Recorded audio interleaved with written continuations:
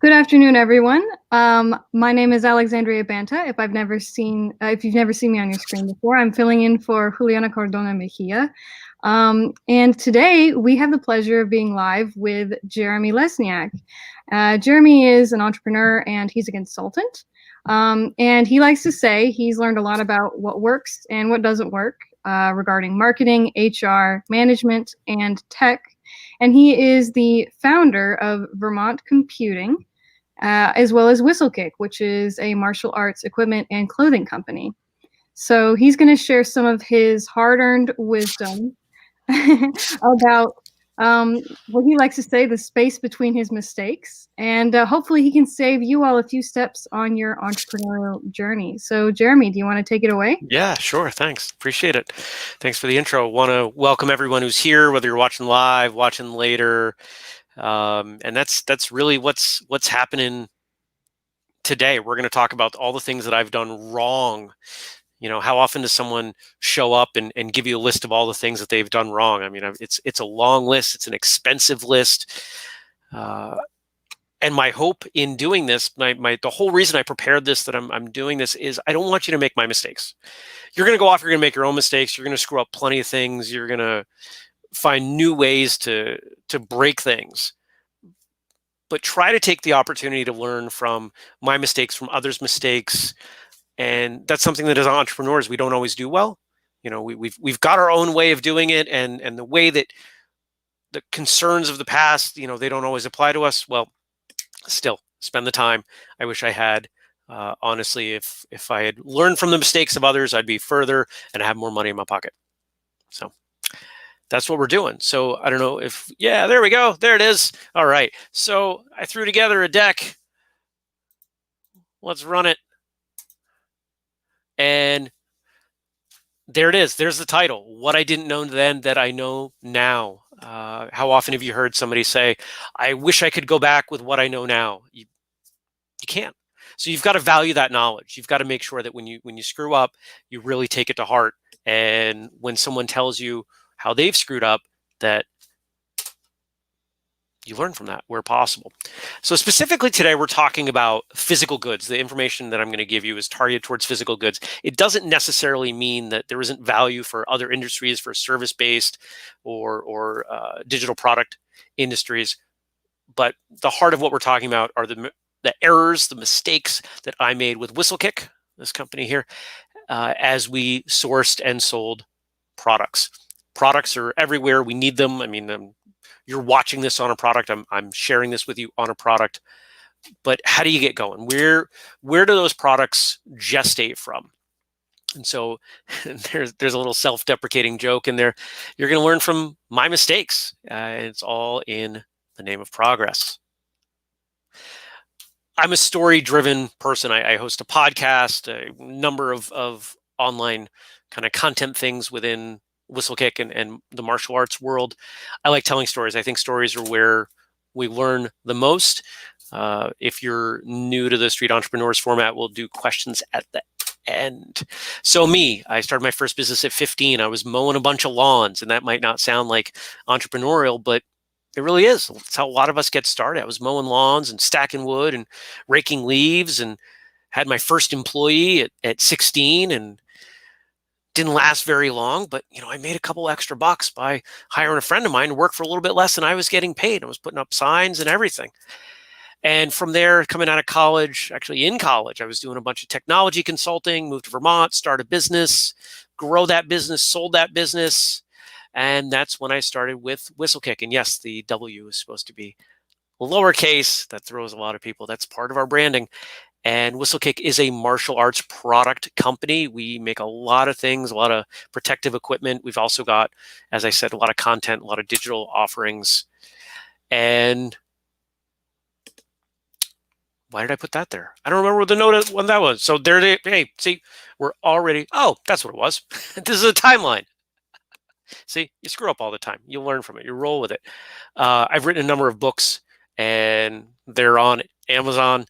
Not saying that to sell them to you. In fact, I'm not even going to tell you the names. You can find me if you really want to.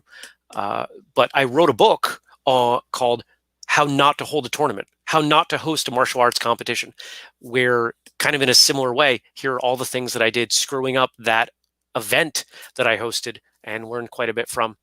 And, here I am now doing more consulting to try and put money back into Whistlekick. And so our product philosophy is pretty straightforward. Every company, if you're going to make a thing, you've got to have a philosophy. What do you make? Why do you make it? How do you make it, etc.?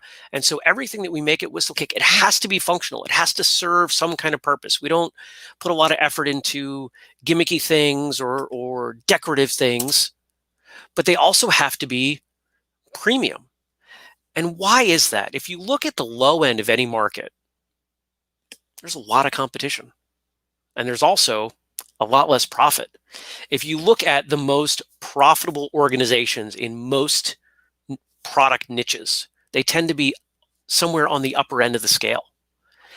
Do you want to be Hyundai or Kia making a whole bunch of low margin cars? Or do you want to be Mercedes or Bugatti making far fewer cars, but making a lot more per car? Everybody's got a philosophy on that.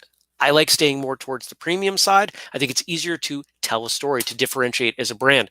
And so what we do, we look at the value of the product. We want to make the product at least 30% better than our competitors, and thus we're going to charge at least 50% more. So that value proposition is clear, and the price that the customer pays is in there. Because really, at the end of the day, all we're really selling is the idea that the thing that you're presenting to someone is worth more than the money they're going to part with it. Otherwise, they won't.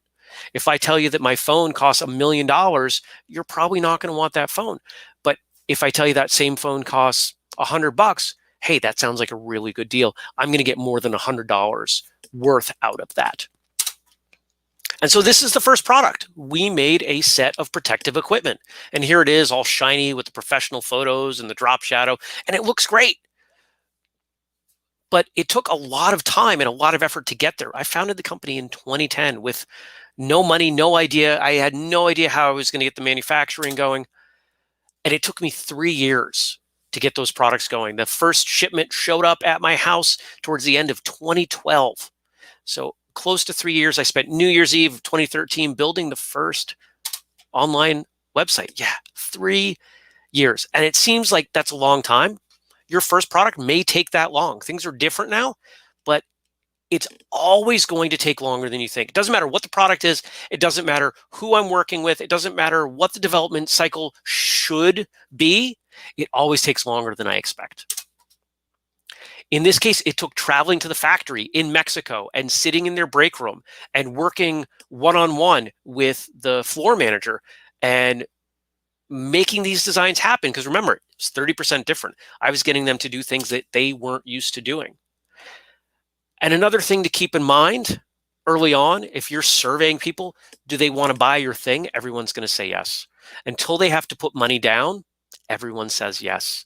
So be careful of judging interest on just a yes, just a, hey, yeah, I'd buy that because I found out the hard way. Took a lot of time, took a lot of money. This first product was literally tens of thousands of dollars before we even had the first shipment in. Money that I didn't expect I was going to have to spend, so I didn't really have it. And now that product rolls in. What do you got to do? You got to sell it. You have to get people to part with their hard-earned money that they said they were going to do, but now all of a sudden that the chips are down, it takes a lot more effort to get them to do it. So how do you do that? You do it by telling a story, by presenting the product. Most things you're going to sell are going to be online these days. We found our first real hit with Amazon. By the time we upgraded our photos and really dug into Amazon search engine optimization stuff, we were doing okay. We were selling some product. We were moving. It is far easier to sell a thing where there's a story behind it. If you're telling someone, hey, I got this doohickey and it'll solve all your problems, okay, great. But if you take a look at the best advertising, they're telling a story. It might be a short story. It might be an emotion, but there's still a story. There's a takeaway there beyond the simple exchange of money for the product. Here's the second product. And I thought I was a rock star at this point. I thought I knew everything. I thought I was going to just absolutely crush it. because Alibaba was on the scene and I'd read a lot about it. I'd talked to some friends that were using it. And I said, I can do this. And so this is a target. You would hold the kind of the long end and people would punch or kick the kind of the other side, the broader side. So I went on Alibaba and I brought my laptop to a local bar. I was waiting for a friend. I had a couple drinks. Alibaba's got a feature where you can inquire about products. Had a couple drinks, inquired about a few products. And the next thing I knew, I woke up the next morning, I had 80 emails. I'd inquired about way more than I thought. And the simple time it took to manage those emails, as well as ultimately the samples that I paid for to bring in, it was chaos. But what it also did through the chaos was it helped me identify good factories and bad, good communicators and bad. And I was able to learn a lot through that condensed chaos. Selecting a product, selecting a factory, selecting all of these things. I don't care who tells you this is how you do it. That's not how you do it. You've got to do it your own way because it's going to be different depending on the product. It's going to be different depending on the factory. It's going to be different depending on the size of the order, the changes that you're making. You're going to have to order a number of samples. Whatever products you have made for you, unless you're just slapping your logo onto something else, which not usually a good way to do it long term, you're going to have to get some samples coming in. It's that iterative process. This is something we talk about a lot in the martial arts world. So it's front of mind for me as I talk about these products, that as the sample comes in, what needs to change on it? The first samples on these, they needed to have the colors adjusted. They came through, they were all a single color with one logo. And I said, no, we've got to do different colors on each side. And so that was a whole other sample, because even though it seems trivial, they're going to get that right. I can order my 10,000 units. I've had factories flat out not make the changes that they promised they were going to because they didn't want to. How do you mitigate those problems? I had a shipment come through, one of the more recent things that we were working on developing, and the person who was in charge of quality assurance that day didn't understand the changes we were making. So we ended up with a whole shipment of product that was 90 days late and not to the spec that the customers that had pre-ordered the product were expecting. I don't think it's in here. Don't do pre-orders on brand new products. When to break up. How do you tell a factory you're done? You don't. You don't have to.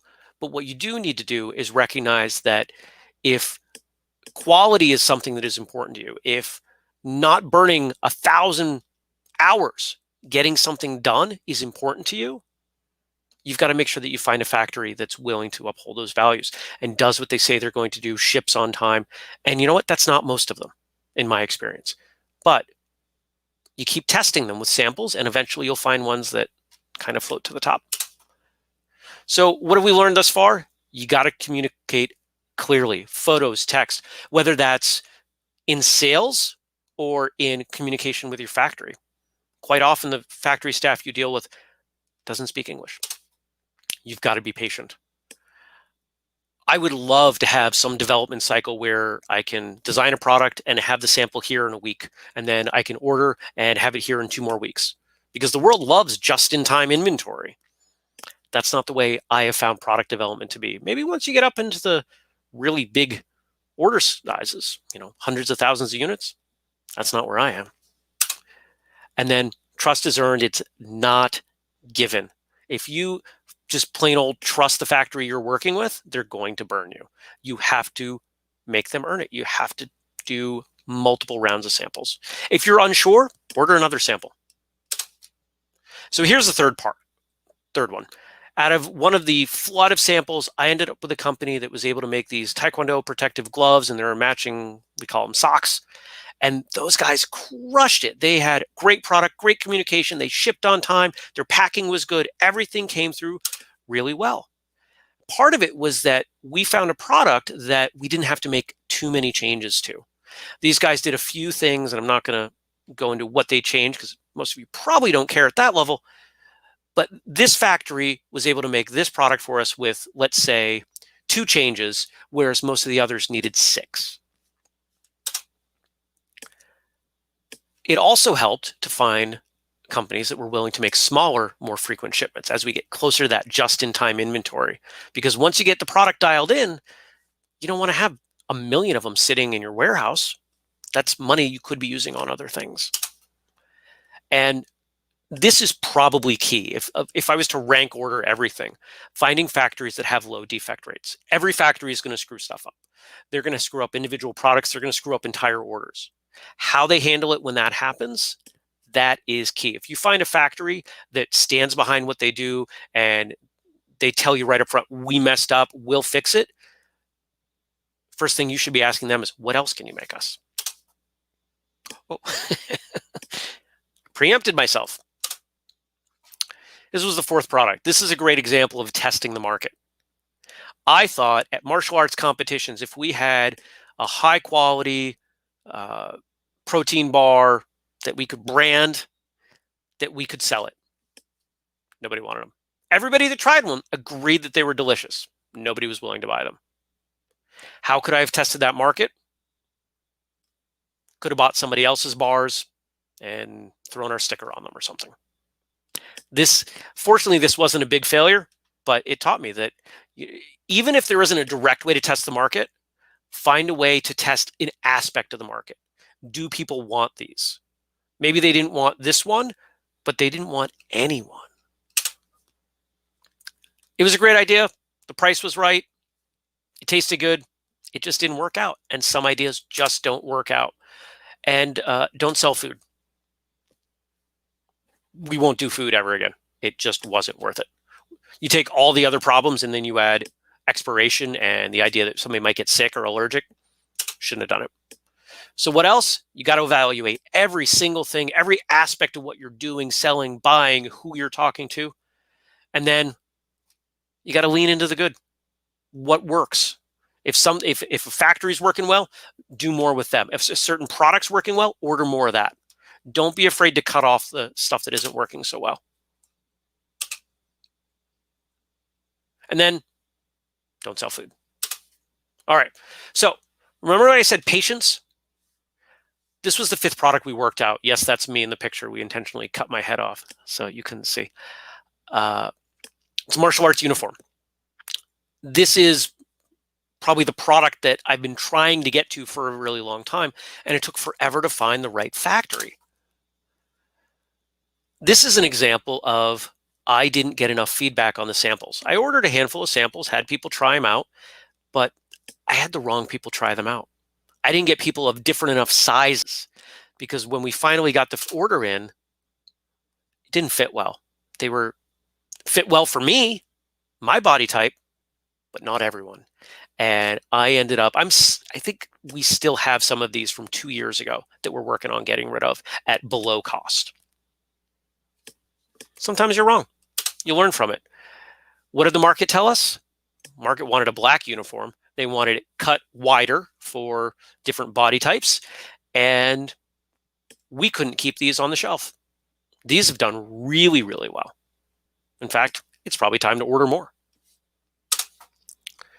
It took a number of revisions. In fact, the next time we order these, there are more changes we need to make because you slowly dial it in. And it doesn't necessarily mean that you have to tell the market what you're doing.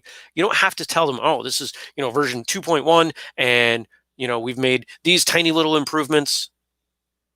Sometimes you just put it out there and let people experience it.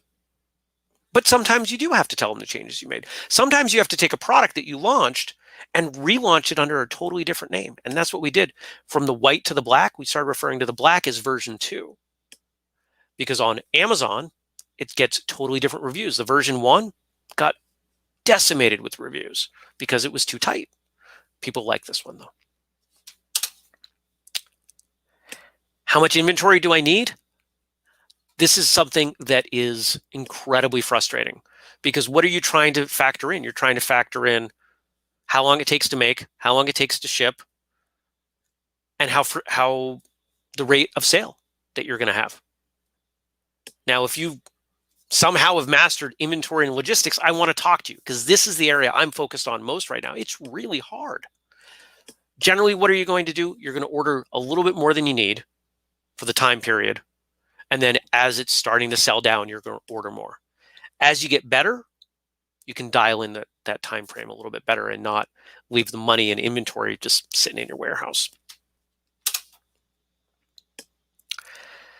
Sixth thing I made, it was these gloves. I think we've got a picture on the next screen of what they look like. This was me coming up with a bunch of little changes with designs, a skill that, honestly, I still don't feel that I have.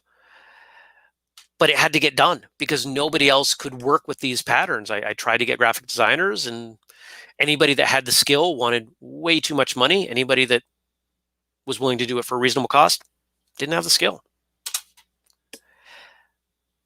And this is where putting together pictures and demonstrating things becomes really critical. Most of the factories that I work with, I'm sending them photos and video and text of everything that I need done. Because again, they're trying to get stuff done quickly. Most of them don't speak English as a first language. And that's not a bad thing, but it is a reality. So working with it and being as clear as you can is critical. And set expectations. Don't be afraid to push. Don't be afraid to tell them, hey, I need this shipped by X date. And when X date has come and gone, you let them know, hey, this is affecting my desire to order again. And all of a sudden, you will see that shipment may be in the mail tomorrow. As I've gone along, I've gotten a lot better at trying to hold the factories to what they promised. And don't be afraid to set incremental deadlines. I want to see, the first 100 units packed up, and I want you to send me photos of that by X date, or something. Okay. And if they mess it up, I said it before in a different way, cut them off. So you got to trust the market. You got to know what it is they want. If they're not interested in something, or they're not willing to put down money on something, you don't have to make that something. Sometimes you just get lucky. The more things you try and experiment with, the more likely you are to have a hit. And deadlines and expectations for the factories, for you, for your subcontractors, for anybody involved is critical. Otherwise, things just go off the rails. So here are some horror stories of things that I've been through. One of my factories had their email hacked, and it was right around the time I was expecting to pay them. And they sent me an email, said, hey, we've got a new bank. Send the money over here. Came from their email address, same communication style, same area. All made sense, except that the money went to the wrong people. We got to a point where FedEx was sending multiple trucks to my house in the same day. I was spending a lot of my time unloading boxes. FedEx got to know me really well. That's when it was time to find a third-party logistics company, a warehouse and fulfillment company. Hurricane Harvey. When Hurricane Harvey hit in, 2017, it made landfall in a little town that they kept showing you just south of Houston, Texas. Guess where Jeremy's first warehouse was? Right there. For some reason, that warehouse was one of the few things in the town not destroyed, and the company moved to another to another warehouse in Arizona, which was run by a psychopath. So then I moved all my stuff back to a different company in Texas. And then the second shipment that they received was 85% defective. And I spent a year arguing with the factory over how to handle it because I refused to pay for it. And it took a lot, all of us, all three parties, a lot of time to deal with it. But sometimes it happens. And then, of course, we're in a pandemic. And our primary products are things people use when they get together and do martial arts in person. Not selling very many things right now. And so, my last bits of advice: plan for everything. Some people call it war games. If you sit down and you come up with the most ridiculous list of things that could go wrong with your business, and you have a plan for how to handle all of them, you're going to be that much better off. The number of things that have happened in my professional career, and I bet yours too, that you never would have imagined could happen. We've all got these horror stories. So, what questions do people have? I know I went fast. That's kind of my speaking style. So I'm happy to entertain any questions people have. Awesome. So I'm happy to let you know that we actually had a few more people join us today. So Great. We're just going to put everybody on screen and hopefully let them ask their burning questions. Awesome. Love it. So let me just add Sharonor and Megan. All right, you guys. Oh, sorry. Go ahead. Who's going first? Well, okay. So while you guys sit and think for just a moment, I'm going to bring in a question from Tika that we got on Facebook. And Tika asks, do you have any experiences with domestic U.S. factories? I don't. And the reason being is that in my product niche, with the products that we're making, the US is not really spun up for apparel or this protective equipment. I originally wanted to have everything made in the US. One of my long-term goals is that we can build our own factory here in the US. I'd love to create some factory jobs here, but I spent a lot of time researching and couldn't find anything. Of course, different industries, you may have different luck. You may have some things. I would imagine that pretty much anything you're going to have made domestically, it's going to probably cost you a little bit more, but your logistical concerns are going to be a lot lower. You're not going to have to worry about what happens when this gets, left in customs for 6 months. I've heard horror stories from others about that stuff. You don't have to spend nearly the same money in shipping things around. So if you can do it, even if you have to pay a little more, I would do it. But if you have to pay a lot more, probably not worth it. So, can I just say, Jared, you make me feel so much better about the nightmare that has been sourcing for the past few years. Like, I feel so much better that I'm not alone. That I think this is the dirty secret of manufacturing. I think this is how it always goes. And the first time I knew I wasn't alone was when I read Phil Knight's book, the founder of Nike, Shoe Dog. Mm-hmm. Absolutely wonderful story. And he was just on Reid Hoffman's podcast. The name is escaping me, but he was just on and shared a lot of those same stories. So might want to check that out. Thanks. I have a question about how much money it costs for those first 3 unsuccessful production runs. Mm-hmm. I know it can be a little sensitive to talk about figures, but sure. If we can we get actual figures for your first 3 production runs until you had a successful production run? Sure. So it depends on the product, right? Because if we're talking about foam helmets and gloves that are, this big and you can get 20 in a box, versus those white gloves that I showed in the slide, where in the same box I could probably get 500. It's just massively different. So let me I think I'm going to answer your question in a slightly different way. I always order as few as I can the first time. So I always press the factory, okay, what's your minimum order? Because they always want you to order 500 or 10,000. And yeah, there's a better price there. But I am happy to lose money to get 50 of them, even if I can't sell them at a profit, because I'd rather figure out that the market doesn't want that. And now I've lost $500 than I've bought 10,000 and they're profitable, but I've only sold 100 of them. And now I've got 9,900 of them sitting in a warehouse. Does that get to the heart of what you're asking.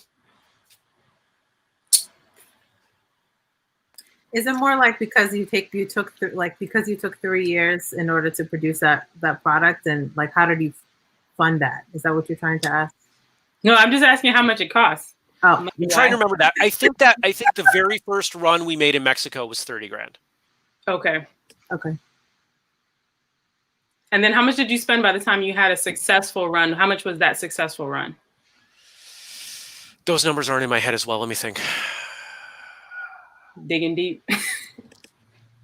There was a time I could have told you the price of every single production run we had, but it's been years now. Yes. They got smaller. That was the first shipment from those guys was definitely bigger than their minimum. They don't have like a structured minimum. They're just they're trying to push a large enough quantity that they're going to make some money too. I think our next couple were like 10, 15K from those guys. Oh, because you had learned the lessons from the first. Yeah. Right. Okay. The reason why I'm asking, I'm doing shoes and I'm going to be doing them. There's a factory I know in Ethiopia, and I'm building the money organically through sales of my current product, which is leather accessories. And so I'm just trying to get a figure. Basically I'm just gathering information, trying to figure out how much money I'm going to need to do my first run. I know nothing about the manufacturing side of Africa. Like I know there's a lot of manufacturing going on, huge investments, and it's probably in 10 years, it's going to be the place for most manufacturing, which is awesome. I can't speak to minimums other than most factories have pushed me to order much more than I was comfortable. And I really had to fight back with some of them. Got it. Gotcha. So we have a follow-up question from Tika, who says, I assume most sales are to dojos in bulk. As far as one-on-one consumer sales, what are your best channels? Instagram shops, Amazon, etc. Tika, that's actually a great question because it's not. That's what I thought was going to happen. I expected I was going to have primarily wholesale accounts. I thought it would be 80% to martial arts schools. And what I learned was most martial arts schools are run by people who don't have a lot of time. And because they don't have a lot of time, they don't want to have accounts with half a dozen different vendors. So they choose one of the handful that doesn't include me that can sell them uniforms and belts and equipment and so that's why we started to diversify out. And I still believe that if we can get to that critical mass of products, we'll get there. But to answer the other part of your question about the best channels, Amazon is 1 through 3. It is, you can achieve success not selling on Amazon, but I don't think it is the most cost-effective way. I think getting into Amazon, getting a following, iterating your products, and then taking the profits from that and building your brand story and getting direct sales to your own website, that's how I think the way to go. So maybe I'm gonna embarrass you guys a little bit. I might call on you to talk a little bit about yourself because you all have some very interesting stories, and I'm sure you have some questions that will come up. So, Ruth, I know that you have these toys, and could you talk a little bit about your experience with manufacturing, or share a little bit? Maybe some of these guys can relate. Sure. So I'm Ruth. My company is Mouse Loves Pig, and we make open-ended, imaginative toys for children. And when I say we make them, what I mean is, in some cases, I'm still making some of these toys because it has been so difficult to find manufacturing help. I wanted our toys to be made with fair labor, with guaranteed fair labor, and that's really difficult to find when you're at teeny tiny quantities like I am. Once we hit critical mass with our product and the numbers that we're going to be ordering, there are factories out there that are certified. There's all sorts of guarantees, but for the size that I am, you've really got to do a lot of legwork and homework to make sure that it's fair labor. So my first nightmare was actually we started working with a factory run by a friend of mine. Her sister-in-law owns it in Nicaragua. And this was in the fall of 2018 that we were doing our first run. And I don't know if you're familiar with world events, but Nicaragua basically imploded for about 6 months at the end of 2018. And my products were there. And my Christmas orders showed up at my doorstep in February. The next February. So that's why I said, Jeremy, when you say, it takes a long time and you've got to keep trying and keep testing and keep finding people. That's been my experience so far, is that it's just so many moving parts. And when you're overseas, when you're out of the country, there's even more moving parts.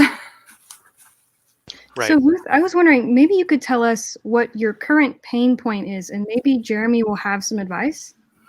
Ooh, current pain point. Well, other than sales. I can't fix that one right now. I know, right? No answers. Let's wave a magic wand for that one.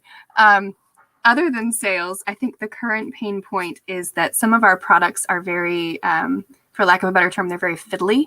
They have a lot of fine motor skills elements, a lot of little pieces and parts for the kids to play with. And what I'm finding is that, like you said, Jeremy, domestically, we are not set up for cut and sew manufacturing in the US. So finding somebody that is consistent with quality has been very difficult for me domestically. So the current pain point is those are our best sellers. I've got a less intense, a less fiddly product line, and that one's selling pretty well. And we found a domestic partner for that that's wonderfully priced, and they're very communicative, and I'm so happy to work with them. But our best-selling product line, and just finding the consistency, finding a partner for that at quantities that are less than 10,000 units per SKU is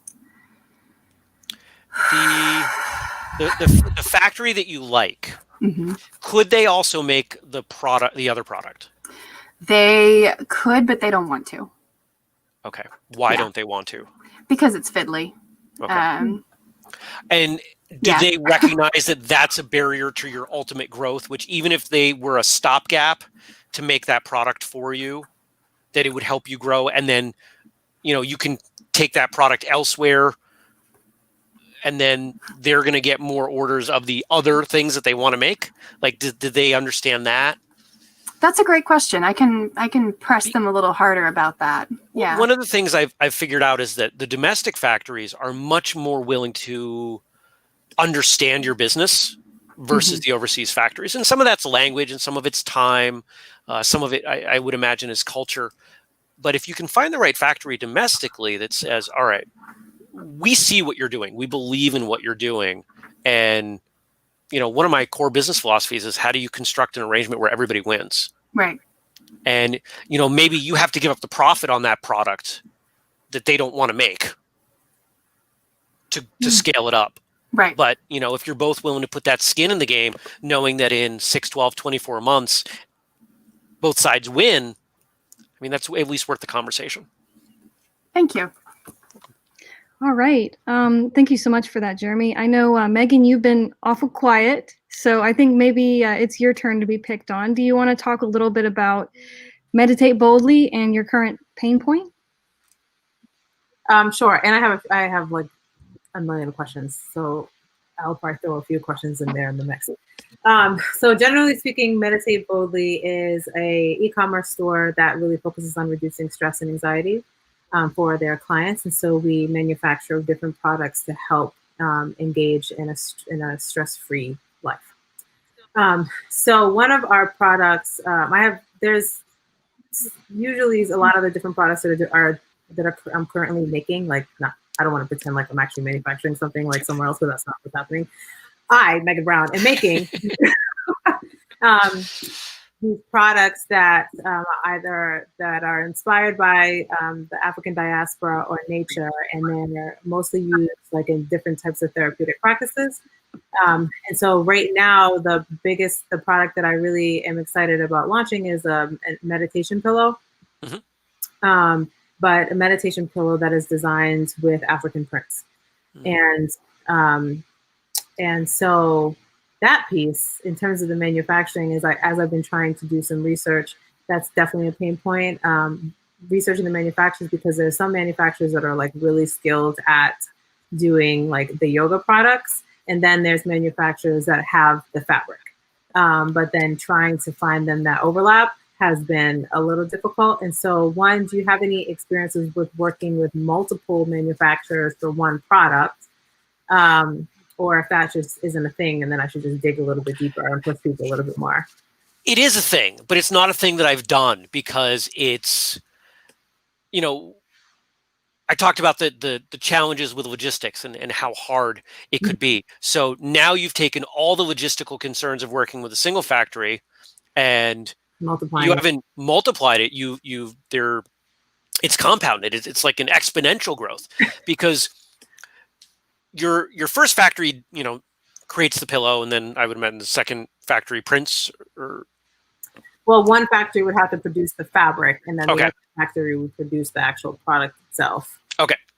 So the factory doing the production has to know everything about the fabric, so they make sure that if they get a bad batch of fabric, that they reject it. Yeah. Otherwise, you get pillows that they were sewn properly, but with bad fabric, and now you can't get your money back on the fabric, and you're not going to get your money back on the production. So, admittedly, I have not done this, but from what I understand, once you reach that point, it is quite often that a company will hire someone who goes, an independent third party, and goes to these factories and is inspecting, and it's an inspection agent is often what they're called, and just seeing what's going on. They'll do random testing of product before it ships. This is big I know with Chinese factories, they expect it with large orders. I don't know how big it is in the rest of the world, but I would say if you get to the point where that's a product that you want to do, that's probably what you're going to need. But my suggestion would be to put that product on the back burner for now, because it's unlikely that through all the logistical concerns and the time that it's the best use of money. I did find one that was willing to do it, but kind of willing to do it, but I needed to get some fabric samples. But they were saying, like, if they're going to be doing this, then because this isn't a fabric that they're normally using, that they normally use to their product, they'll need to buy a lot of it. And so I was just, in terms of that, I thought about that option, but because I haven't fully tested, and I was wondering, I think somebody else actually asked the question too in the chat about suggestions on how to test the product in order to give you feedback. So I didn't want to, I could buy 1,000 of them, but do I want to buy 1,000 of them for a product that I haven't fully tested? And so do you have some ideas on how to test something like that? Don't be afraid to lose money on your test. That's the number one. It's really hard as a business owner to step into a decision that is not going to be profitable. You've got a product that your gut tells you this is going to crush. It's going to be great. Everybody's going to love this. I know 1,000 people right now who would buy this, but then to buy 20 of them for $50 each when it's a product you're going to sell for 10, ultimately, that just hurts my soul. But I'd rather spend $1,000 and get those 20 or 50 or whatever numbers I said, right? Get that small batch, gives the factory some experience. I get to have products in hand and then take them around and put them in people's hands. Hey, $10 right now. And if they go, oh my God, I'll take all of them at $10. Okay, now your price point's too low. Or, 10 feels like a lot. How about 8? And now you go back and you work the numbers. What do I have to do to get this down to 8? Does 8 even show enough profit that it makes sense? Okay. That's a really good point. And that actually ties in really well with a question we got on Facebook. And Liliana says, sorry, just one moment. She says, where did you find the funding, especially after having failures? Because you're talking about spending $1,000, which is, of course, a necessary expense in most cases. But, not everyone has $1,000 lying around. So did you have to raise that, or?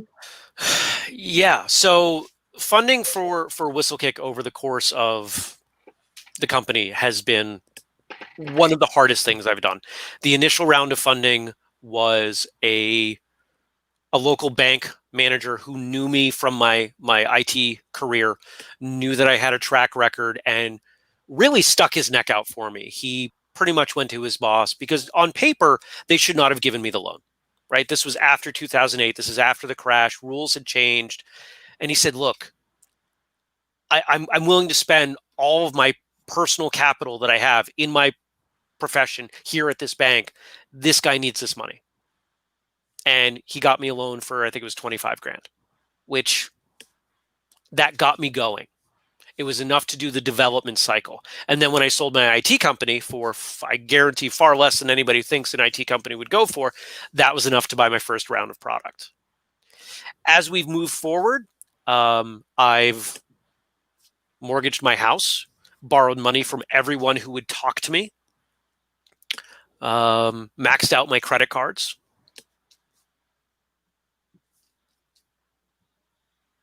I think those are the three main ways. It's a lot of money. What would I have done differently? Most of the things that I've talked about today, and simplifying. You know, there comes a point where you think things are going well and you start to feel really good about yourself.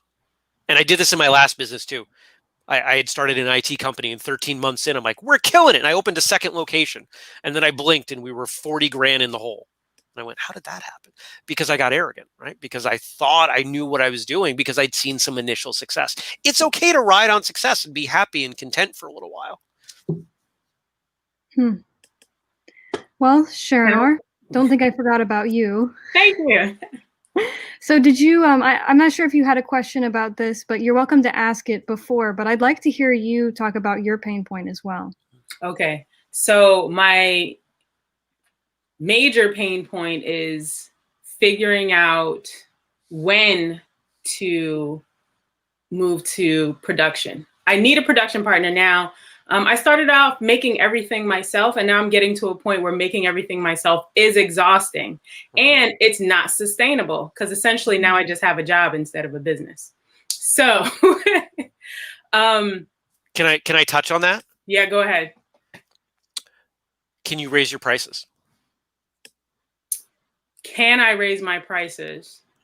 When I raise my prices, my sales decrease. Do you make more money ultimately? No, because I don't have any sales. Okay, so, right, you know what I'm talking about? There's a graph, right? Yeah. Sales, profit. I did raise my prices though. I did raise them. Good. So I raised them about 20%. Once I realized, you know, when I have the first price I put out is always a test. And so if it goes too fast, I raise the prices. If it doesn't move at all, I lower it a little bit. Yeah, it's the number one mistake I see in my consulting clients, people not charging enough. And the beauty with having a product that you can make yourself, even for a short time, is that you get to learn everything the market wants about it and make those small adjustments. And if you can slowly bump that price up and create demand, then when you go to order 10,000 units, you know, you've done so much of the legwork, so much of that hard work, and your return on that investment should be much faster. Yeah, what I'm looking for now, so to your comment about 10,000 units, that seems so far in the future that I can't even, I couldn't even process that comment when you made it. Like right now, I'm looking for someone who can make 100 right. And who is stateside, preferably, who can make 100. And I know one person and they're in New York City, but I want someone who's in the South and who knows how to work with leather and can make 100 of something so that I can, sell it. Can you train somebody? Yes, I do. I actually teach classes in leather making. And from when I have classes, I find people who are super passionate. Right? Ruth knows where I'm going. I can see it in the nod. I think, so one of my core business philosophies is that the negative can always be spun into the positive. Okay. I think you're sitting on a gold mine and don't realize it. Ooh, I like that. Ooh. Tell me more. If you have the ability to teach people how to make things, and they're used to I'm assuming, paying for these classes. They do, yeah. Come learn leatherwork for free. And you got to make them some of your stuff, right? Mm-hmm. Obviously, you got to teach them a broader set, so they don't think that they're just there to learn how to make your things. But you can teach people how to make this stuff and send them home, and they can piecemeal it together and send, if you've got 50 people making a handful, making some extra money, you have much better control over the quality. The ones who do a terrible job, you just don't give them future orders, right? You're supporting the community. It's a great story. It's a much better story than I found this factory. You're right. And if your niche is going to stay in leather, you're developing your workforce. How awesome would it be that, when you're ready to hire like a full-time person, you've got 12 people lined up begging you because they've enjoyed working with you. Okay. I really think there's something there. You're talking about embedding training into like something that Sharonor already does. Yeah. Which that's super unique. Have you ever heard of anyone else doing that? Not that I remember. I'm sure there are others who have done it, but I always try to flip things and look at them the other way, and it's gotten me into a lot of trouble. But it's also led to some really interesting things over the course of my career, and it may not work, right? But I think that the time and the investment to find out is pretty minimal. Yeah, I like the opportunity because even if they can't make the whole product, they're like really redundant parts of these, like punching all the holes. I can have someone come in and help me punch all the holes, and that'll move everything forward. And then maybe you're doing the final step. Maybe you're quality control. Maybe you're doing maybe there's one step in the process that's a lot harder to do. Yeah, that's good because then that it spreads it out instead of having it all on my shoulders. Yeah. And then I can raise more money so that I can eventually have, smaller production partner. Exactly. I like that. I mean, what we're really talking about, this is the model that every factory would have. You're talking about building your own factory locally. Yeah. Why and not? I like local because then I can be there, I can touch it. And a big part of it is looking at every sample. Because I used to do kid shoes for Kenneth Cole. And we had to actually touch it. Like pictures could only go so far. We had to see what was going on, smell the leather. And most of my horror stories relate to not being able to touch it. Yeah. Because it's different. Yeah. Also, I trained jujitsu, so I just wanted to say nice. Nice. That's awesome. Jeremy, thanks for your insights. Of course. I guess on behalf of Sharonor. I wanted to kind of shift gears for a second. And I'd like to have kind of a free-for-all. I'd like to say it's okay for y'all to respectfully interrupt each other, and kind of do like a rapid fire round. So I'll start off with a couple questions from Facebook, and you guys are welcome to, jump in, ask your burning questions, everything like that. So let's see. We have a few, so I want to pick the most popular ones. Oh, here's kind of a cool one that I'm actually curious about. What's up with the psychopath story? You said that you had a warehouse run by a psychopath, or short version. So the warehouse in Rockport was decimated. Stuff got loaded onto trucks. Really nice woman. Like I've shared meals with her and her parents. Great people. She has a business partner in Arizona. He says, I will help you. They'd been developing some software for warehouses together. They truck everything out there. He's got the money. He's got the resources. I fly out there. I meet him. Seems like a great guy. We're all talking about all these wonderful opportunities, and things just stop going well. And I start inquiring, what's going on? Why is this taking so long? Why are my orders taking forever to ship out to Amazon? And she had to take her cell phone, sneak into the bathroom and talk to me so quietly so he didn't hear her because he had threatened to sue her, and She had gone to him advocating for me, like, no, Jeremy's expectations here are reasonable. F him, he can sue me. Wow, that's pretty insane. So, Yep.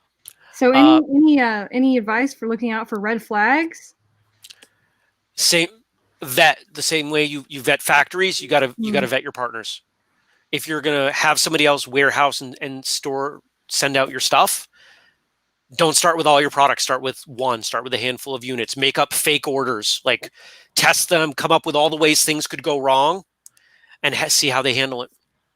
Number one, it's communication. Nobody's going to get everything right, but when they try to hide it on you, that's when you're in trouble, because your customers aren't always going to give you another chance. I'm noticing a trend here of testing the waters first. Yes. That's good to know. That's good to know. Do y'all have any horror stories with your Ruth? You look like you have one. I have so many horror stories. We're still flapping our wings trying to figure out how to fly, and I've already got so many horror stories. I would also say that sometimes I'm learning. I need to give myself a lot of grace, because sometimes you vet and you ask questions and you test the relationship and you do all the things right, and sometimes the relationship still falls apart, or sometimes the person on the other end still lets you down.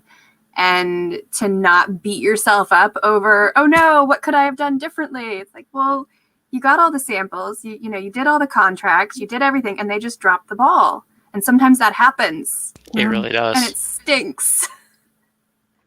And then you can't sit there and be like, but I lost all this money and time. You have to just be like, okay, what's next? You really shouldn't factor in that you're going to lose money, because every successful business person I've talked to, like, they've lost anywhere from $50,000 to $250,000. I can't. Everything about that just makes me itch. I can't lose. But remember, nothing ventured, nothing gained. Right. There's a reason. One of my mentors says, being your own boss, it's great. You get lots of flexibility, and you only have to work half days, and you get to pick the 12 hours. I almost ruined my joke, if you caught it. Right? This is not the easiest way to make a living. But if you talk to most entrepreneurs, it's something more than just money and making a living that motivates them. Right? I imagine you're all passionate about something related to what you're trying to sell or selling. And yeah, there's the hope that long term that it succeeds. Most businesses don't ever get there, though. Yeah. But most of the people that we date don't turn into our spouses. Doesn't keep us from dating and marrying and procreating, right? Like, the numbers might be against us, but you just keep going, you keep trying, and eventually you get there. So I have a question about social media. How have you used social media to help build your brands and or sell products? Social media is a double-edged sword, because how do you start? Right? Like, and this is something that we're constantly working on. You've got to create an identity. You've got to know, like, what do we post and what don't we post? Why do we post it? What do we want the people looking at it to think? The mistake that I see a lot of brands making is that they're posting too much promotional stuff all the time. That's all they put. Sale, buy, and people tune out because they want more. The quick and dirty, if you want to kind of hack the social media algorithms, it's motivational quotes. There's a reason everybody posts those, because everybody likes them. They're quick to produce. You throw them up there, you're going to get a bunch of likes, and that makes it more likely that when someone puts out a sales or promotional thing, that they're going to see it. Beyond that, it's like everything else we've talked about today. It's constant experimentation and iteration. So I wanted to circle back, because I know a lot of people will have this question. So what do you do when you're Ruth and you have a company, or excuse me, a factory that is just 90 days behind? What do you tell your customers? Like, you can't point a finger, really. So what do you do? You've got a handful of things you can do, and it depends on the brand. It depends on what your relationship with the customers is. Hopefully you didn't make the mistake that I did and pre-sell everything.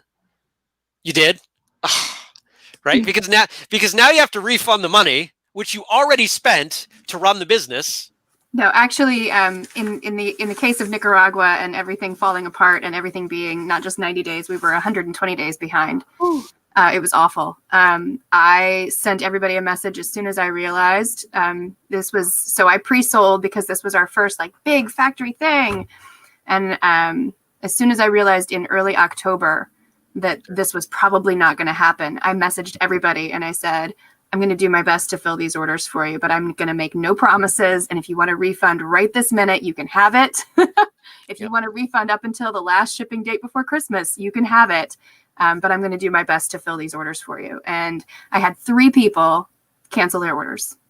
Beautiful. Everybody else was fine. Because you were honest, you were authentic. I even had a couple of people say, just put me at the end of the list. If it doesn't get here in time for the holidays, I'll print out a picture. Nice. And that's how you know you're doing something right. My community is awesome. Yes.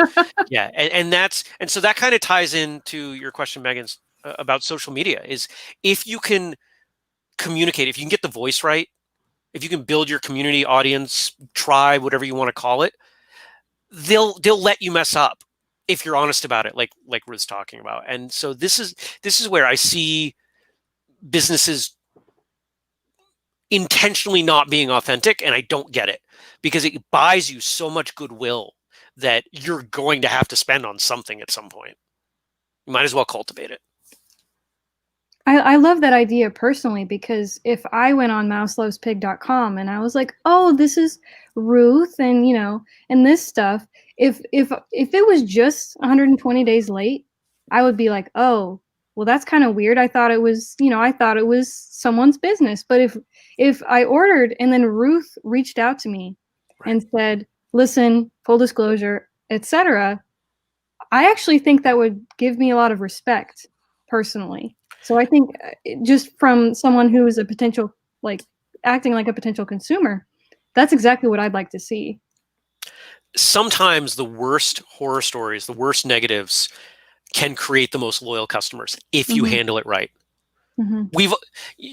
Think about every disaster movie you've ever seen, right? It's you get the people that are thrown together and they have to experience this horrible thing, and now they're really close or romantically involved, or this stuff happens. Like when those emotions escalate, how people feel things with that elevated sense of emotion is real, and it plays out a lot longer even after the emotions fade. Yeah. I might not be doing the best job of articulating that, but I think you all know where I'm going. Yeah. So it sucks. I've had issues. I mentioned a pre-order that didn't go well. The product came in wrong, and I had to call everybody and say, I have it. I can sell it to you at my cost, which is much lower than you were expecting, but it's not what you ordered. And some said yes, some said no. Nobody was mad. Nice. I have a question. Probably a pretty good rule. Sorry, go ahead. I have a question about merging the Amazon platform with a made-to-order business model. Should I do it? Ruth says no. No, I would say no, unless you're. What's your time to production from the time somebody orders? If I have 10 orders on my docket, then it's 5 to 7 business days. If I have 30 or more orders, then it's like 10 to 15 business days. I would say no. I think you're pushing, because people are expecting, even if you ship it yourself, even if you put, the delivery date on there, nobody reads that. How many times have you ordered something on Amazon and 2 weeks later you're like, where is that? Oh, it said right here it was going to be at 6 weeks. We tend to miss that. I would say have the best seller on there, and then if you can't meet that, you just pull the inventory. Or you could do that with all the options. I don't know how many different SKUs, how many different variations we would be talking about with those things. But that's another option too, that you don't have to leave it up once you get beyond whatever inventory you have made. Okay. You can just pull it down, just close the listing. That makes sense. How do you feel about the percentage they take? It seems high, but if you do the math on what it costs for you Oh no. Oh no. He's He'll frozen. come back soon. It might have kicked him out. That happens sometimes. Really? I mean, I did get kicked out one time when my internet wasn't so great. But we'll just we'll wait for him to come back in. So I think I know what he's about to say, though, is that if you do the math on how much it costs to acquire a customer yourself on your platform versus everybody is coming through Amazon, the traffic's already there. Oh, good, you're back. Oh, I don't know what happened. About to say it. I don't know what happened. Was it just me? yeah, it's Yeah. I'm so sometimes sorry. it just I'm so happens. sorry. I'm going to blame the It's snowstorm outside. Oh, well, Yeah, Where are you? I'm in Vermont. Okay. Yeah, there are people in Vermont, like 6 of us. Going back, I'll start over on answering the question. Vermont does, Amazon does take a large chunk. There may be some Freudian stuff going on there. Amazon does take a large chunk, but if you're looking to grow the business and you're doing fulfilled by Amazon, which I've done, I didn't need to hire a person. I had my factories shipping to my warehouse shipping to Amazon, and I had to get involved in a little bit of customer service. I'm not packing boxes. I'm not inspecting product. In theory, it works really well. Does it create more points of failure? Absolutely. And that's where vetting comes in. But most of the major Amazon sellers, this is how they do it. They dial in their product. They slowly increase how many they're ordering. It goes to a warehouse that's what they do. There are plenty of businesses out there that's what they do. They warehouse, they pack, they ship to your specification, and it's less expensive than hiring a person. What's the percentage overall for the fulfillment and everything? I can't answer it that way. What I can say is that the average Amazon seller is looking at 5 to 15% profit, all said and done. Our products have averaged about 18%. Okay. Which, I mean, in the grand scheme, like, it sounds like nothing, but think about the way most businesses calculate top line revenue and then all the expenses come off that. So it's actually in line. Megan, don't be shy. We want to hear your questions. You can go ahead and jump right in whenever you have one. I realized I jumped in earlier and I realized I was on mute. Oh no. It's okay. I'm trying to think. Oh, I wrote down my other question. Yeah, you're fine. Sorry, I have 2 screens. Yeah, I find that this is where people tend to get the most value from these sessions is when they can jump in, ask questions, things like that, one-on-one feedback. I agree. Okay. Yeah, I was thinking like, and I know Ruth, maybe you can jump in too, in terms, because I know this is a value of yours, is making sure that you're producing ethically. How did you factor that in your process? Or did you? You might not have, no judgment. The first factory, the one in Mexico, I went there. It's run by a brother and sister, and I saw it, and I saw the people. I was not expecting it to even be as nice as it was. You know, these are blue collar jobs. Blue collar jobs are blue collar jobs. It's no secret that part of the reason manufacturing in some parts of the world is less expensive is because of the wages being paid. I think the only if you're really considering spending tens of thousands of dollars with a factory, and the quality of the labor, or rather the way the employees are treated, is important to you, you got to go there. I don't think there's a substitute. Because you could ask for pictures, you could ask for statements. They're going to tell you. They're going to say it. There are certifications. If you're really looking at throwing in that much with a partner, because that's what a factory is. I mean, you're paying them, but they're a partner on the road to your own success. If you're not willing to jump on a plane and go there, I mean, a little more complicated at the current moment, but yeah, I think you have to. I think you have to do that if at all possible. It lets them know you're serious. And there's I think we all know, because of Zoom and what's gone on this year, there's no substitute for looking someone in the eye, especially being in the same physical space. Mm-hmm. Definitely. Did you have any more, or should I grab one from Facebook? Oh, grab one for Facebook. Okay, awesome. Love these conversation pieces. So this is a good one. Liliana asks, what are resources you all used to find these factories and manufacturers? I'm surprised I didn't hit that a little bit harder. It's Alibaba. Hmm. Alibaba, it launched in China. Everybody, most people have heard about Alibaba. Alibaba is representing factories that aren't just in China these days. For what it is the best option. We've got some factories in Pakistan that we've worked with that we found on Alibaba. So do you think for people who are maybe in a little bit an earlier phase, could you talk a little bit about what Alibaba is? Sure. Alibaba is a marketplace for manufacturers to reach companies that want to make stuff. So it's the factories trying to reach us.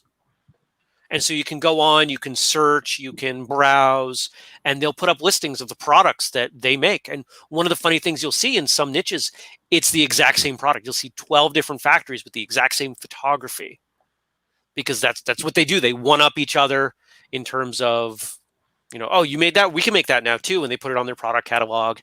And it's a really, really interesting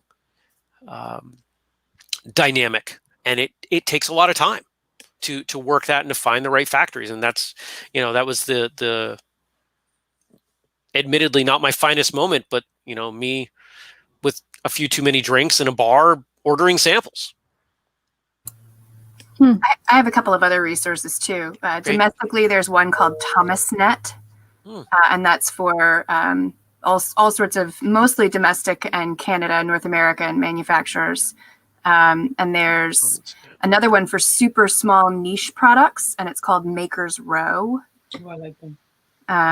I've used both of those, but honestly, my best relationships have come from telling everybody that I know that I'm looking, and somebody knows somebody whose uncle has a dog that is babysat by some person who knows a factory. Like this, it sounds crazy, but that's how I found my current factory that does such a great job on one of our product lines. Is you said Thomas, Tumas? Thomas is Thomas. Here, I'll put it in the chat, and Alexandra, you can put it. The other thing I would say is, if you're looking for manufacturers and like Alibaba or some of these other smaller companies are not coming up, start Googling them, and then you'd be surprised how many random ads you get from wholesalers and other thing on like social media. That's a great strategy. I've never thought of that. I like it.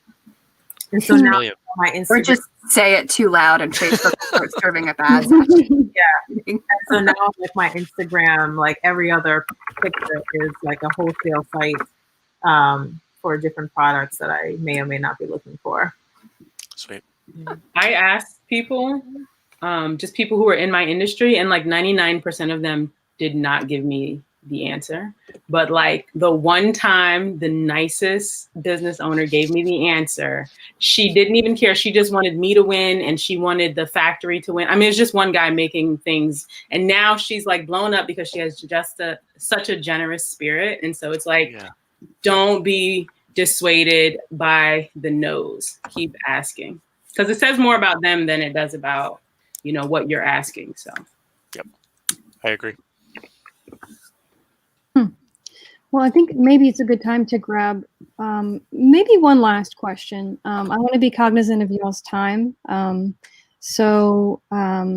We can definitely keep going as long as Jeremy's schedule permits, as long as y'all's schedule permits.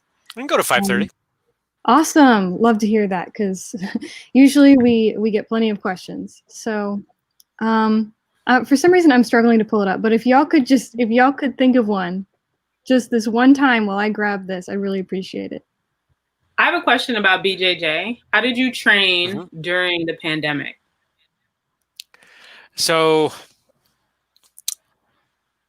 Well, I've done BJJ. BJJ is not my primary art. I'm a karate taekwondo guy. So Yeah, I it's a got lot of forms and a lot of Zoom video.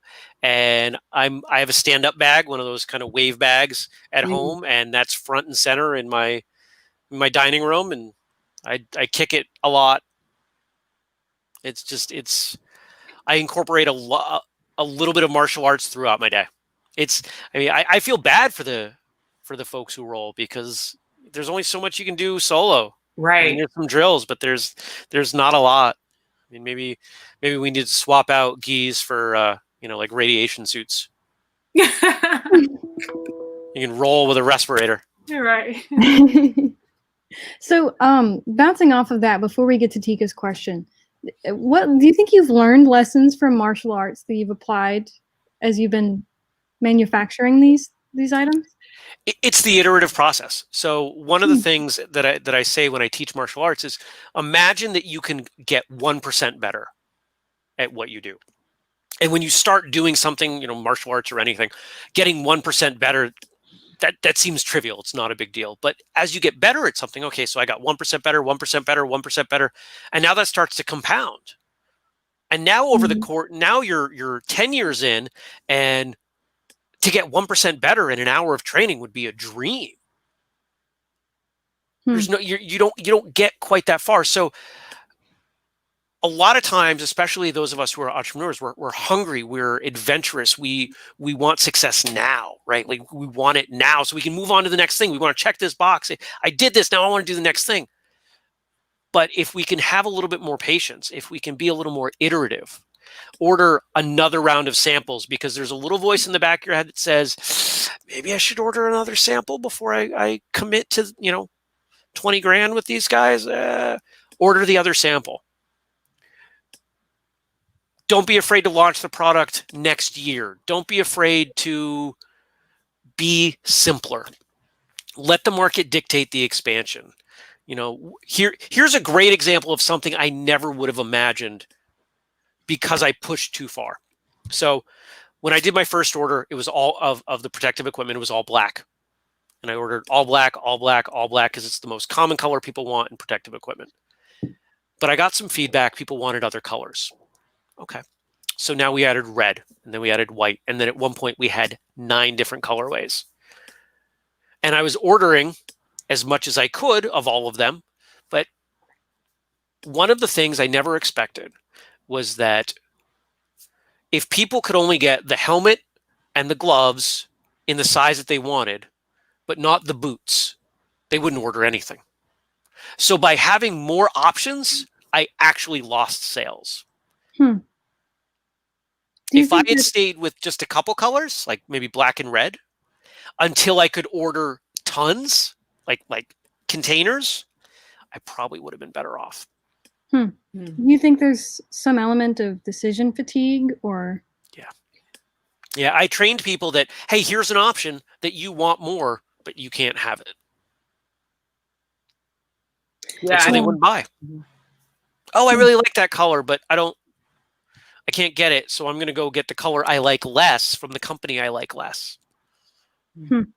I offer these masks in like 25 different colors, but I find that when I tell people about that, they don't complete an order. So when I talk to them, I say, oh, what's your favorite color? And I send them 3 options, and then I get an order. Then it'll close. Yeah, because I'm thinking about when you go on Netflix or any streaming service, you always spend more time picking out what you want to watch than you do actually watching. Exactly. Yeah, it's true. So I am going to pull up Tika's question about advertising. This sort of ties into what we were talking about with social, but he says, do you advertise on Amazon or just somehow get your names out there and people research you on Amazon? It can be both. But if you are going to sell on Amazon, if making sales on Amazon is important to you, you need to advertise at least initially. Amazon, like Google, doesn't tell us what their search algorithm is based on, but there are only a handful of things. And one of those things is reviews. And so if you're launching a product and you have no reviews, the only way you can get it rolling is to have a low price and pay for some advertising. And there are courses where people teach you how to do this, like really detailed, and they all, from what I can see, present roughly the same information. In the old days, you could have your friends review your products. Amazon got wise to that. You can't. I had somebody that I just happened to know buy my products without my prompting, leave a review without my prompting, and Amazon still sent me hate mail because we're Facebook friends. That's kind of insane. It really is. Amazon is a crazy platform, but for 2019, it was what, 55% of online e-commerce dollars in the US? Wow. The majority of the money people spend online in the US is on Amazon. You can't ignore it. Ruth, I know you've talked a little bit about, like in the past, you've talked a little bit about Google Ads. So is there anything that you've learned, any hard-earned lessons? I'm still learning. I'm not at all an expert. But maybe that would be the advice is don't necessarily try to trust an expert. I think as business owners, we know better than anybody else what our customers are looking for. We know better than anybody else what the keywords are going to be. And so if I hire a guru who doesn't really understand what my customers' pain points are, they're never going to understand what my customers are looking for to be able to find me.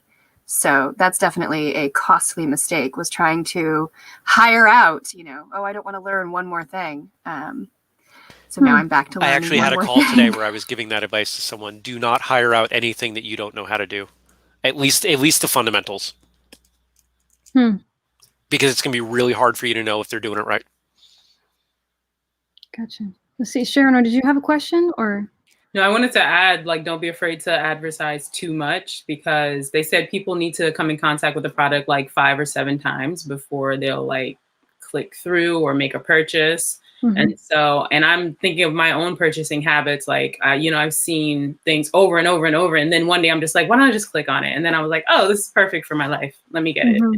Yeah, no, that's a very well-established sales strategy, actually. I know with one of the luxury cars, I think it's Ferrari, but they all look the same to me. I think it's Ferrari. I'm sorry for all the car enthusiasts, but they say that it takes 9 points of contact. It takes a customer seeing something 9 times, and it can take several months for them to actually complete a transaction. And I know that happens to be a luxury item, but I'm sure that it applies to lower end items as well to a different degree.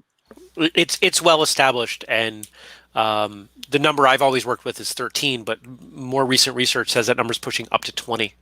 Wow. Because there's so many more options, and there's so much more vying for our attention right now. That's so interesting. I know that I feel like at least anecdotally, that word of mouth is probably the single most important decision factor for if I purchase a product, if I trust something, if I recommend it. So how do you go about stimulating word of mouth marketing, I suppose? You can incentivize it, but I think the best way is to have a good story.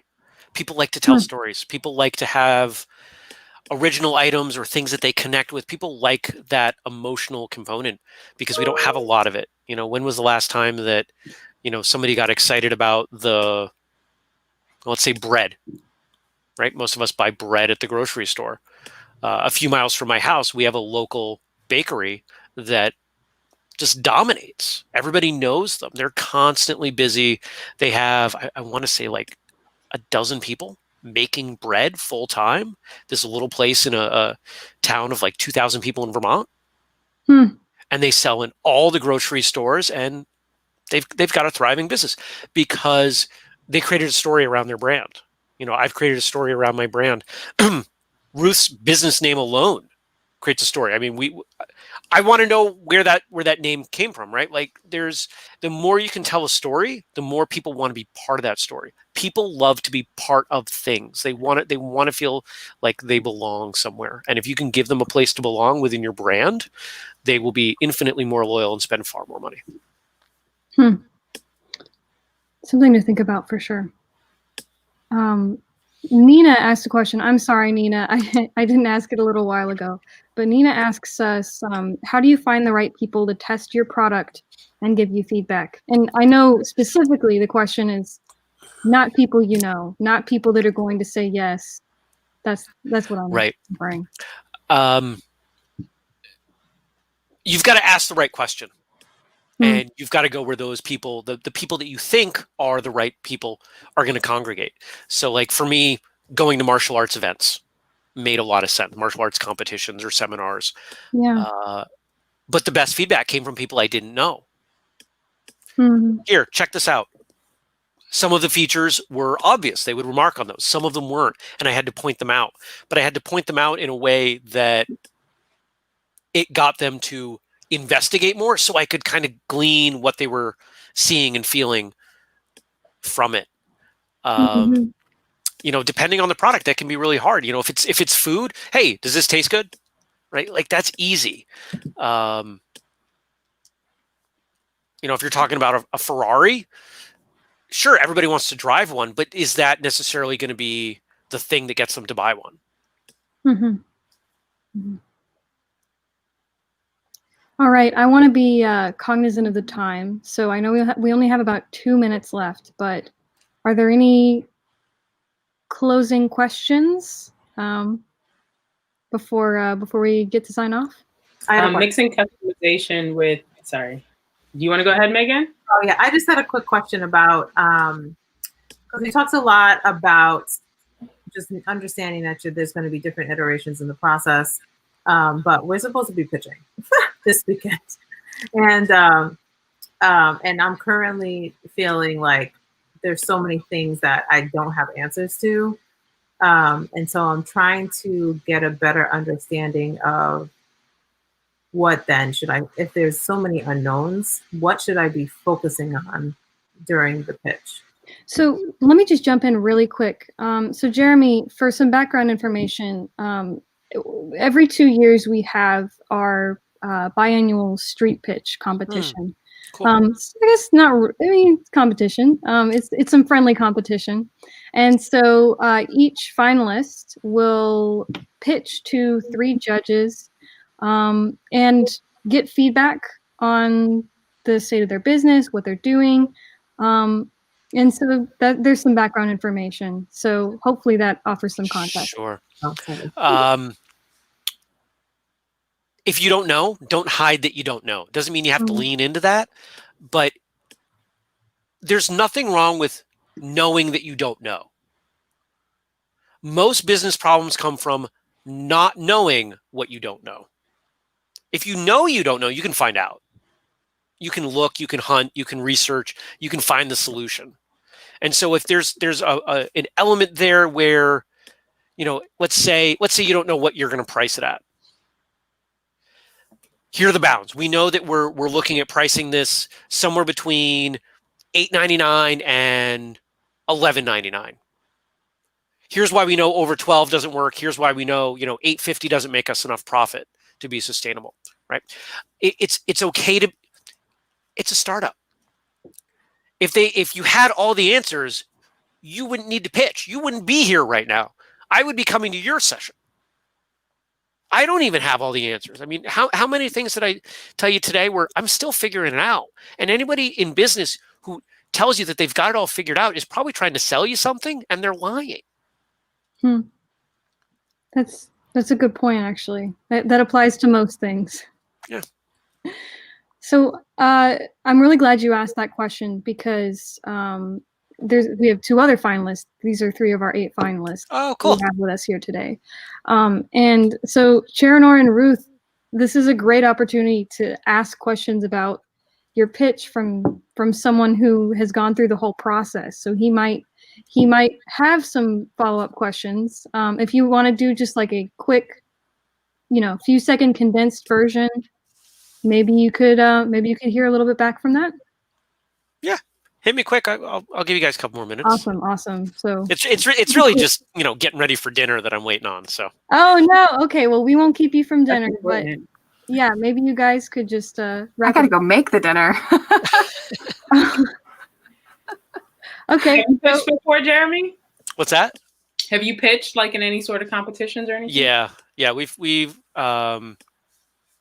We had a fun one here that I participated in a couple times with an institutional investor has a group, and they rode all around the state on motorcycles because he had gotten a motorcycle and wanted an excuse to ride more. And they would land at different spots, and there'd be 3 to 5 of us pitching at each spot, and then they'd get back on their bikes and ride somewhere else. Called road pitch. That's such a microcosm of Vermont. It really is. It really is. Yeah. I love it. All right. So, go ahead. I saw you were about to say something. What's your number one pitch? I'm sorry. What's your number one tip for pitching? Slow down. Ooh. Yeah. I intentionally didn't follow that today because there was a lot I wanted to get through. I can talk for hours. The presentation I gave today could have easily been an hour, but I wanted to make sure that I gave you enough that you could ask questions or, hit me up later and say, what did you mean about this or something like that. I didn't want to hold back in order to do that. But that's the number one thing that tends to happen is, you get on stage, you're nervous, you've filled your deck with tons of information, and don't be afraid. So like, I don't know what the format is, but most pitch formats, you've got presentation, you've got Q&A. Yeah. You can intentionally, like, if there's something that everybody's going to ask, somebody's going to ask, don't be afraid to leave that out so you can hit them with it and use that extra time in the Q&A. Mm. I like that. Interesting strategy. And don't read your slides. This Riff is just on good your advice for public slides. speaking. Riff on your if you sit there and you read your slides, like, can you put my deck back up? Yes. If I said my factory had their email hacked and my payments were rerouted, and FedEx was sending multiple trucks to my house, and my warehouse was destroyed by a hurricane, like, you hate me already. Like, you've tuned out, right? Did you have a teacher in school that read the slides to you and you would read them ahead of them finishing, and now you don't know what to do with your brain because all they're doing is reading to you? So the way that works best for most people is, instead of having the full sentence on the slide, have like just enough words that you need to remember what you want to say. And then you riff on that. Yeah, we're not even doing slides for our presentation. No slides? Yeah. Perfect. That's great. Death by PowerPoint is a no. Exactly, Liliana. Couldn't agree more. Yes, I completely agree. I think that's probably a good place to stop for this evening. Jeremy, thank you so much. I know that we have saved a lot of people a lot of time. I hope so. As for you guys, is there any last thing you want to say before we sign off? Thank you. Thank you. Always. Awesome. That's what I like to do. Thanks for asking great questions. This was a lot of fun. Yes, and thank everyone on various platforms who asked as well. I want to remind everybody we have another workshop on Thursday, and then our final workshop for 2020 is going to be on the 24th. So if you need help with Instagram or general communications, those are going to be great resources for you, and it'll be set up just like this. So on that note, I'm going to let everyone enjoy their dinner, which hopefully is not too cold by now. And I'm going to say, have a good night, guys. And thank you so much for tuning in. Yeah. Bye.